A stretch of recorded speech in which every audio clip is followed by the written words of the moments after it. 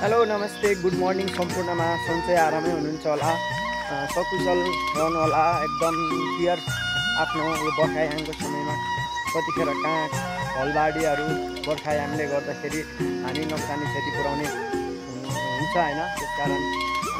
सन्चै आरामै हुनुहुन्छ होला म चाहिँ अहिले लमजुङको यो बेसी सहरबाट पनि लगभग तपाईको 17-18 किलोमिटर यो माथि यसमा हाइड्रो पावर आउटलेट भन्ने छ यहाँ यो साइड हैन हामी आउटलेटमा चाहिँ काम गर्छौं हैन अहिले चाहिँ यसले धारा पानी भनेर पनि चिनिन्छन् के हैन धारा पानी भनेर पनि चिनिन्छ अहिले हामी यो हाइड्रोमा काम गर्छौं म चाहिँ अहिले नाइट ड्युटी सकेर अहिले यो डेको फुर्सदको समयमा यसो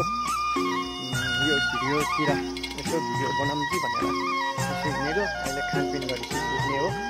तैपनि आइसकेपछि एउटा गजल चाहिँ छोडेर जान्छ हैन मनको कुरा कसले सुन्ने मनको कुरा कसले सुन्ने धनको नै बुझ्छन् यहाँ धनको नै बुझ्छन् यहाँ फुल हैन ढुङ्गा बन्नु फुल हैन ढुङ्गा बन्नु फुलले ढुङ्गा पुच्छन् यहाँ र्याल काट्दै बिरालोले मुसालाई दाउ हेरे जस्तै र्याल काट्दै बिरालोले मुसालाई दाउ हेरे जस्तै कदम कदममा एक अर्काको बाटो ढुक्छन् यहाँ कदम कदममा एक अर्काको बाटो ढुक्छन् यहाँ एक अर्कालाई दबाउने नियतमा बस्छन् यहाँ एक अर्कालाई दबाउने नियतमा बस्छन् यहाँ त्यही भएर हर पल गोरु जस्तै जुझ्छन् यहाँ त्यही भएर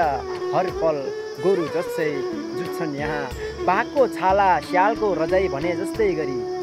बाघको छाला स्यालको रजाई भने जस्तै गरी पाए भने सबले चोक्टा लुट्छन् यहाँ पाए भने सबले चोक्टा लुट्छन् यहाँ डर लाग्छ आज कोही आफ्नो हुन आए पनि डर लाग्छ कोही आफ्नो हुन आए पनि मान्छे आफ्नो फाइदा हेरी मात्रै